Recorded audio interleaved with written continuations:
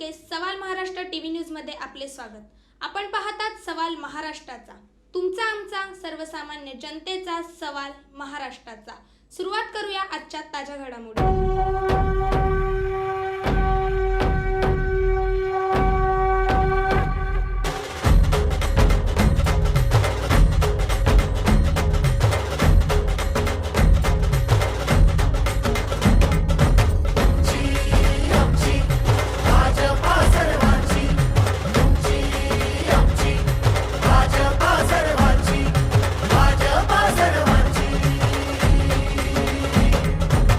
शिवबांच्या धोरणांची रयतेच्या हक्काची मनामनातून नाद उसळे हो।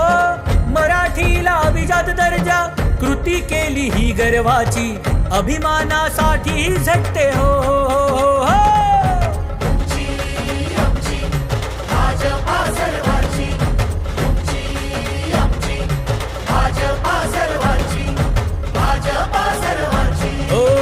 जनकल्याणार्थ आखले समान धोरण, जाती भेदाचे ना कधी केले राजकारण, समाजात बांधले हो समतेचे तोरण।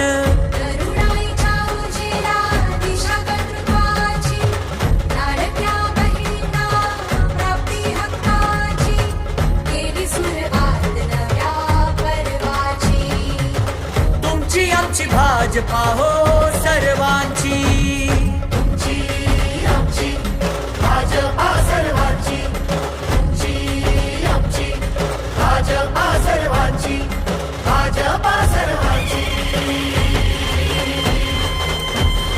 श्रमिकांच्या शक्तीची, भाविकांच्या भक्तीची, शेतकऱ्यांच्या कष्टाची, मराठीच्या निष्ठेची, संस्कारी शिस्तीची, आधुनिक तत्वाची, लखलखत्या तेजाची, आशा ही देशाची। आमची भाजपा सर्वांची, तुमची आमची भाजपा सर्वांची, भाजपा सर्वांची। भाजप महायुती आहे, प्रगती आहे, महाराष्ट्राची प्रगती आहे। कोपरखैरणे सेक्टर 18 प्रभाग क्रमांक 12 येथे डी.आर. पाटील यांच्या भारतीय जनता पार्टी जनसंपर्क कार्यालयाचे भव्य उद्घाटन वनमंत्री गणेश नाईक यांच्या हस्ते संपन्न झाले। माजी खासदार संजीव नाईक, युवा नेते वैभव नाईक, माजी नगरसेवक, कार्यकर्ते आणि स्थानिक नागरिकांनी मोठ्या संख्येने उपस्थिती दर्शवली। उद्घाटन प्रसंगी डी.आर. पाटील यांनी सांगितले की संघर्षातून घडताना समाजाची जाणीव परिस्थितीने शिकवली, त्यामुळेच समाज हितासाठी अहोरात्र काम करणे हीच आपली जबाबदारी आहे। नागरिकांनी दिलेली जबाबदारी प्रामाणिकपणे पार पाडण्याचा निर्धार त्यांनी व्यक्त केला। वनमंत्री गणेश नाईक यांनी त्यांच्या कौतुकात म्हटले, साध्या परिस्थितीतून आलेले डी.आर. पाटील समाजसेवेत मनापासून कार्यरत आहेत। लोकांमध्ये त्यांच्याबद्दल आदर असून आज जमलेला मोठा जनसमूहच त्यांच्या कार्याची पावती आहे। प्रामाणिक कामामुळे समाज त्यांना नक्कीच मोठे समर्थन देईल असा विश्वासही त्यांनी व्यक्त केला। ब्युरो रिपोर्ट, सवाल महाराष्ट्राचा। कोपरखैरण्यामध्ये गेली 25 वर्षापासून राहतात। डी.आर. पाटील लहानपणापासून कष्ट करणारा, प्रामाणिकपणे जनसामान्यांच्या सेवेत राहणारा,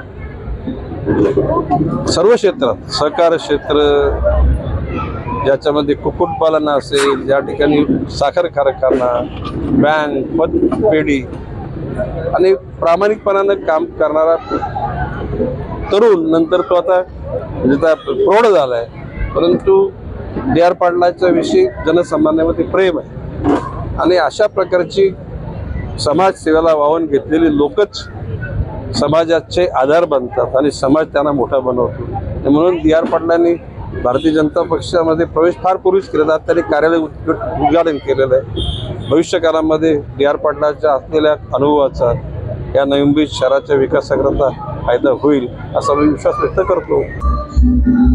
माझ्यासाठी माझ्या कार्यालयाचं जे ओपनिंग झालं आणि साहेब आले, गणेश नाईक साहेब, ही माझ्यासाठी मोठी भाग्याची गोष्ट आहे। दुसरी वेळ आहे साहेब ह्या 2 वर्षामध्ये एक पतसंस्थेचा रौप्य महोत्सव कार्यक्रम होता, त्यावेळेला साहेब आले।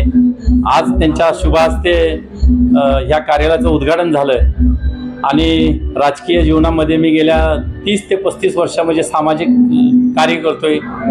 पंचायत समिती असेल, इलेक्शन जिल्हा परिषद असेल, कॉर्पोरेशन असेल, या सगळ्या इलेक्शनमध्ये मी पंचायत समितीला निवडून आलो. जिल्हा परिषदेला माझे काही मतानं पराभव झाला आणि 2004ला माझी मिसेस अवघ्या 10 ते 12 मतानं पराभव झाला. खरं मग त्यापासून आजपर्यंत गेल्या 20 वर्षामध्ये मला कॉर्पोरेशनला कधी किंवा संधी मिळाली नाही. आता साहेबांच्या माध्यमातून जर मला येणाऱ्या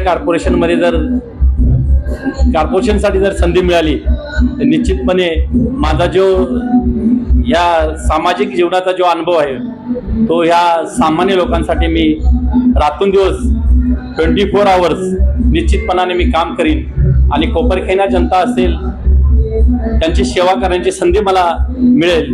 खरं म्हणायला गेलं तर नाईक साहेबांचं खूप मोठं नवी मुंबईचे शिल्पकार म्हणून सगळीकडे त्यांची अख्ख्या महाराष्ट्रामध्ये त्यांचे जे काम करण्याची पद्धत आहे, जनता दरबाराच्या माध्यमातून ते 10-12 तास मी आज बघतोय. राजकीय जीवनामध्ये बऱ्याच लोकांचा मी जवळून पाहिलेत, पण गणेश नाईक साहेब ज्या पद्धतीने जनता दरबार घेतात आणि लोकांची समस्या सोडवतात, 8-8, 9-9 तास खरं म्हणायला गेलं ते बसून राहतात, पाण्याचा घोट सुद्धा घेत नाहीत आणि येणाऱ्या पहिल्या व्यक्तीपासून ते हजारो व्यक्ती असतात, त्यांच्या जोपर्यंत समस्याचं निरावण होत नाही तोपर्यंत साहेब वेळ देतात. मी डोळ्यानं पाहिलंय आणि संजू नाईक साहेब असतील, सागर नाईक साहेब असतील, वैभव नाईक साहेब असतील, संदीप नाईक साहेब असतील, त्या सगळ्यांचं योगदान माझ्या पाठीशी निश्चितपणाने खंबीरपणे सगळेजण मला उभे राहतील आणि मला सहकार्य करतील. आणि सगळे कोपरखैन्यातली लोक असतील, माझ्या तालुक्यातली लोक असतील, सातारा जिल्ह्यातले आमचे सगळे लोक असतील, पश्चिम महाराष्ट्रात असतील, आमची कराड पतसंस्था असेल, सहकार असेल किंवा राजकीय असेल, माझ्या जीवनात जे आजपर्यंत माझ्याबरोबर आहेत, माझ्या गावातले लोक असतील, यांचं सगळ्यांचं मी माझ्या राजकीय जीवनामध्ये सगळ्यांचं मी या ठिकाणी आजच्या कार्यक्रमासाठी सगळे माझ्यावर प्रेम करणारे लोक या कार्यक्रमासाठी उपस्थित राहिले, त्यांचं मी सगळ्यांचं मनापासून आभार मानतो. अशीच साथ मला त्यांनी मिळावी अशी सगळ्यांना विनंती करतो. योगायोगाची गोष्ट आहे. खरं म्हणायला गेलं तर आम्ही 30 तारीख मागली होती साहेबांना, पण साहेबांनी 29 तारीख दिली आणि माझ्या मुलाचा वाढदिवस 29 तारखेला आला. म्हणजे ते ऍक्च्युअली योगायोगाची गोष्ट आहे.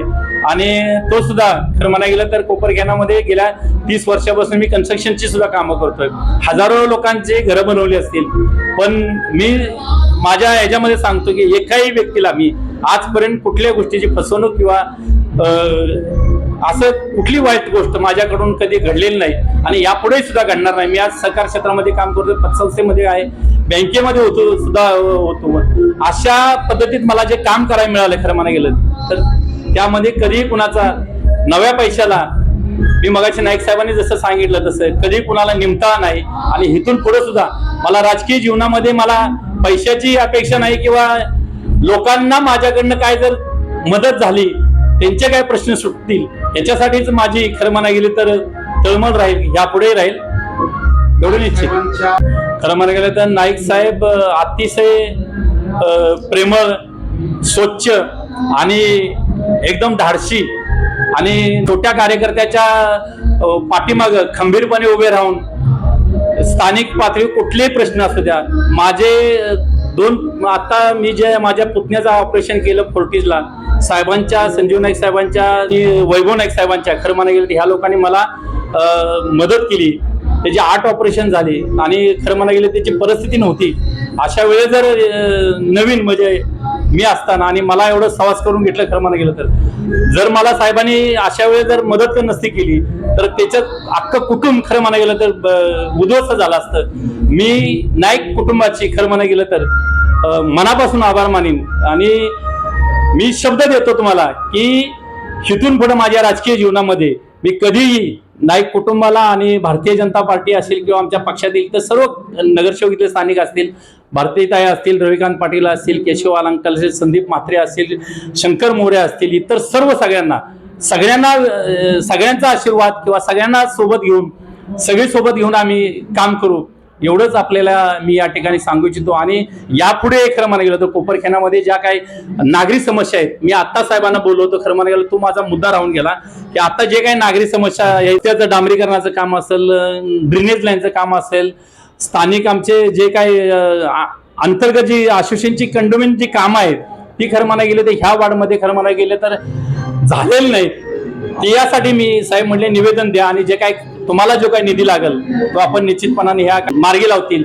आणि मी खात्री देऊ इच्छितो की साहेब मंत्री आहेत ते ह्या इलेक्शनच्या अगोदर उद्या इलेक्शन लागेल आणि आम्हाला ते आम्ही कॉर्पोरेशन होऊन त्याची वाट न बघता साहेब म्हणले आता ज्या काय तुमच्या स्थानिक समिती आहेत ते आपण तुमचं पत्र द्या आणि जे काय तुम्हाला निधी लागेल ते मी तुम्हाला उपलब्ध करून देतो. आणि ह्यासाठी मी खरोखर साहेबांचे मनापासून धन्यवाद देतो, त्यांचे मनापासून आभार मानतो आणि त्यांचं खरं म्हणा गेलं तर असंच सहकार्य माझ्या पाठीशी राहावं अशी विनंती करतो मी. संपूर्ण महाराष्ट्रातील ताज्या घडामोडी जाणून घेण्यासाठी सवाल महाराष्ट्राला सबस्क्राईब करा आणि दाबा बेल आयकॉन आमच्या रोजच्या अपडेट्स पाहण्यासाठी. धन्यवाद.